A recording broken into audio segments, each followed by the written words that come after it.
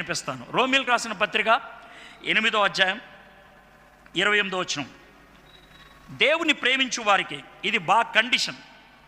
నువ్వు దేవుని ప్రేమించబడేది నీకు వర్తించదో. ఎవడబడితే ఆడు అనేస్తూ ఉంటాడు, ఇది మన మంచిగా జరుగుతుందిలే. తొక్కేం కాదు.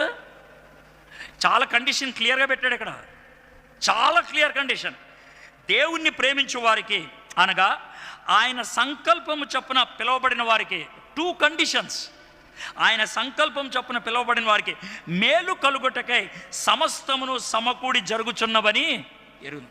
సమస్తమును సమకూడి అని అంటే కనుక ఇది చెడ్డదే, ఇది మంచిదే, కానీ దేవుడు వాటిని ఎలా మార్చాడంటే అది నాకు మేలైంది. ఇది చెడ్డదే, ఇది కూడా చెడ్డదే, కానీ దేవుడు వీటిని ఎలా మార్చాడంటే ఇది నాకు మంచిది అయ్యేటట్లు చేశాడు. అంటే ఈ చెడ్డకి దేవుడు కర్త కాదు. ఈ చెడ్డ మనం చేసాం, ఆ చెడ్డని దేవుడు వాడుకున్నాడు ఆయన.